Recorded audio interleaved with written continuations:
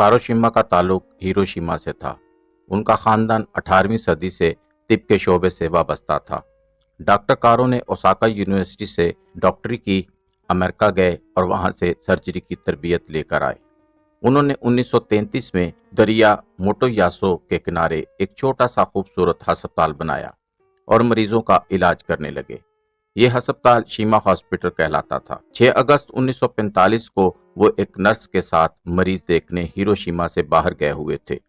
6 अगस्त की सुबह 8:15 बजे शीमा हॉस्पिटल के ऐन ऊपर 600 मीटर बुलंदी पर खौफनाक धमाका हुआ। रोशनी का छनाका हुआ और 2 किलोमीटर के दायरे का दर्जा हरारत 3000 सेंटीग्रेड हो गया। सेकंड के 1000वें हिस्से में दायरे में मौजूद हर चीज राख बनी और ये राख छतरी बनकर फजा में बुलंद हो गई। ये मंजर दूर से देखने वालों को खुम्बी की तरह महसूस हुआ। आध घंटे बाद गर्द बैठना शुरू हुई तो पता चला शीमा अस्पताल समेत हिरोशिमा शहर राख और मलबे का ढेर बन चुका है। 80,000 लोग पहले मिनट में हलाक हो चुके हैं। इमारतें, पुल, सड़कें, रेलवे ट्रैक्स, गाड़ियां, जानवर और फैक्ट्रियां सफाई हस्ती से मिट चुकी हैं। शीमा अस्पताल में उस वक्त 80 मरीज और तिबी अमला मौजूद था। वो तमाम लोग 8:16 पर हलाक हो गए। इमारत रेत, राख और खून का मलगूबा बन गई। वाक़या के 2 घंटे बाद पता चला हिरोशिमा में जो लोग मर गए वो खुश नसीब थे, जबकि जिंदा बच जाने वाले जिंदगी के अजाब का शिकार हो चुके हैं। इनका पूरा जिस्म जल चुका है, हड्डियां गल गई हैं, बीनाई ज़ायल हो चुकी है और कुव्वत समाज से महरूम हो चुके हैं। पूरे शहर में मौत के तरसते लोगों का हजूम था। लोग जलते हुए जख्मों की शिद्दत कम करने के लिए दरिया में कूद रहे थे, लेकिन पानी तकलीफ में इजाफा कर रहा था। दोपहर तक दरिया जख्मों और लाशों से भर गया। दरिया के पुल पिघलकर जमीन में औंधे गिर गए थे। बग्गियों के घोड़े अंधे और जख्मी होकर सड़कों पर बिगड़ दौड़ रहे थे। इमारतें जमीन पर औंधी पड़ी थीं, सड़कें गायब हो चुकी थीं और सूरज गर्द में छुप गया था। 2 किलोमीटर के दायरे से बाहर खड़े लोग भी जख्मी थे, मगर उनकी तकलीफ काबिल बर्दाश्त थी। वो एक दूसरे से मुखातब होकर पूछ रहे थे, क्या हुआ, क्या हुआ, और किसी के पास इस सवाल का कोई जवाब नहीं था। शाम 5 बजे अमेरिका ने दावा किया, हमने हिरोशिमा पर नस्ल इंसानी का खौफनाक तरीन बम, एटम बम फेंक दिया है। यह खबर मातम बनकर जापान पर गिरी और लोग धाड़े मार मार कर रोने लगे। डॉक्टर कारोशिमा शाम के वक्त हिरोशिमा पहुंचा तो वो शहर और शहरियों को देखकर खून के आंसू बहाने लगा। उसका अस्पताल अमले और मरीजों समेत खत्म हो चुका था। अगले दिन यानी 7 अगस्त को डॉक्टर शीमा और नर्स को अस्पताल की जगह से हड्डियों का सुरमा और एक सर्जिकल आला मिला। यह सर्जिकल आला आज भी हिरोशिमा के म्यूजियम में मौजूद है।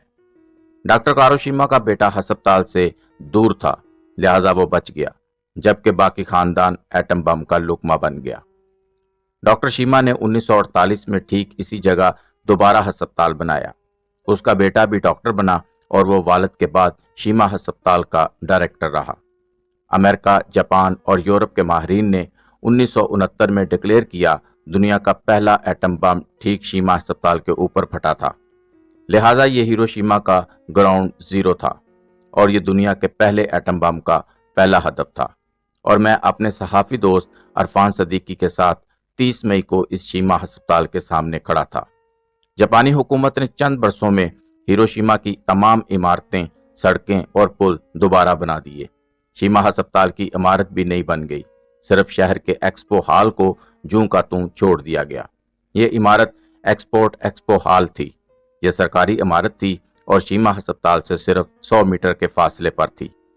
ये 1915 में बनी थी, लेकिन ठेकेदार इतने हलाली और ईमानदार थे कि तामीर के 30 साल बाद इमारत का स्ट्रक्चर एटम बम के हमले में भी महफूज रहा। इसके कॉलम्स, गुंबद, दीवारें और लान का फर्श सलामत रहा। लिहाजा हुकूमत ने दुनिया को अपना तामीराती मोजज़ा और एटम बम की तबाही दिखाने के लिए ये इमारत कायम रखने का फैसला कर लिया।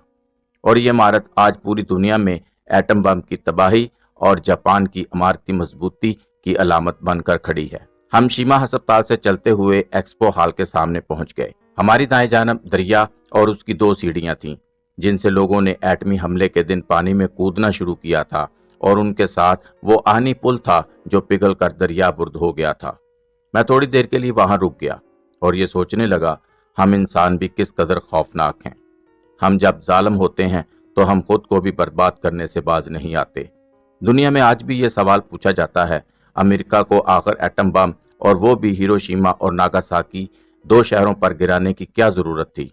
دنیا یقیناً امریکہ کو اس کا ذمہ دار سمجھتی ہے، جبکہ معاملہ بالکل مختلف تھا۔ دوسری جنگ عظیم کے دوران جاپان کی زیادہ تر طاقتیں فوجی جرنیلوں اور شدت پسند وزیر اعظم کے ہاتھوں میں تھیں، اور یہ لوگ اندھا دھند فیصلے کر رہے تھے۔ امریکہ خود کو جنگ سے بچا رہا تھا، مگر جرمنی نے برطانیہ میں امریکہ کا مسافر بردار بحری جہاز اڑا دیا، جبکہ جاپان نے پرل ہاربر پر حملہ کر کے امریکہ کے 188 ہوائی جہاز اور 2300 فوجی مار دیے، اور یوں امریکہ بھی جنگ میں کودنے پر مجبور ہو گیا۔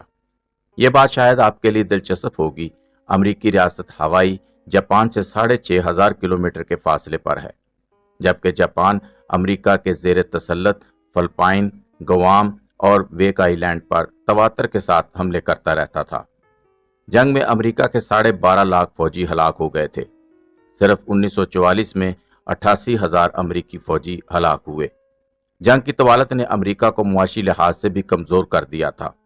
فیکٹریاں بند ہو گئی تھیں، فوج میں جبری بھرتیوں کی وجہ سے کسان ختم ہو گئے تھے، لہٰذا امریکہ میں زرعی اجناس کی قلت پیدا ہو گئی تھی، کساد بازاری بھی عام تھی، اور امریکہ میں بیماریاں بھی پھوٹ پڑی تھیں۔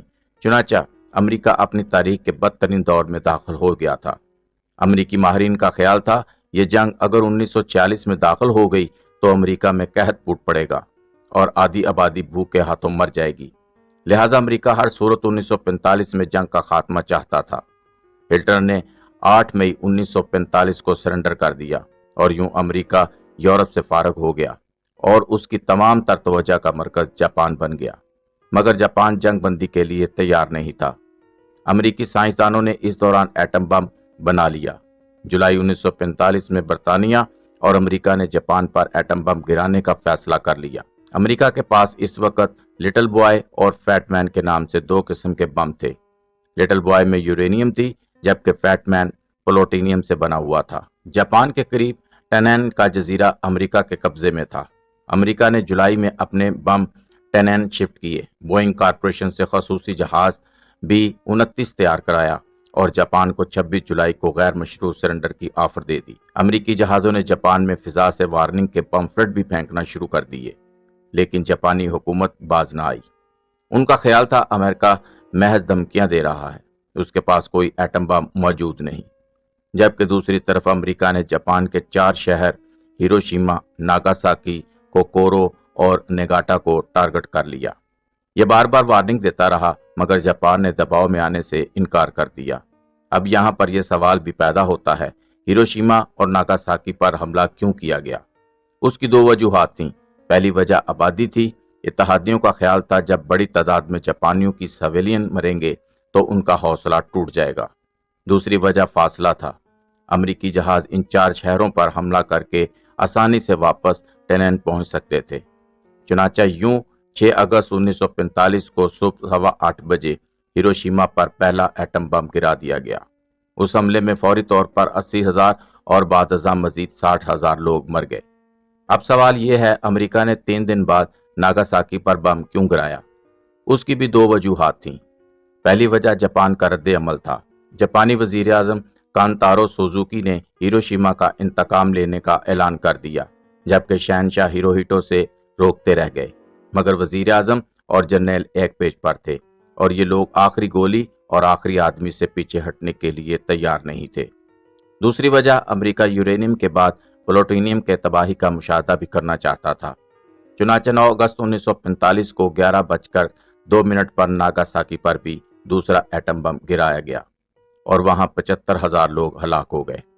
اس کے بعد کوکورا اور نیگاٹا کی باری تھی، اور اس کے بعد آخری حملہ ٹوکیو پر ہونا تھا، مگر اس سے پہلے شہنشاہ ہیروہیٹو نے تمام اختیارات اپنے ہاتھوں میں لے کر غیر مشروع سرنڈر کا اعلان کر دیا، اور یوں 15 اگست 1945 کو جاپان نے اپنی شکست مان لی اور دوسری جنگ عظیم ختم ہو گئی۔ دنیا میں امن ہو گیا، مگر اس وقت تک 8.5 کروڑ لوگ جان اور عزا سے محروم ہو چکے تھے، اور دنیا آخری اور حتمی ہتھیاروں کی ریس میں بھی شامل ہو گئی تھی۔ اور اس ریس کے بارے میں دعویٰ کیا جا رہا ہے اس کے آخر میں اس پورے کرۂ ارض سے زندگی کے آثار ختم ہو جائیں گے، زمین مریخ یا وینس بن جائے گی۔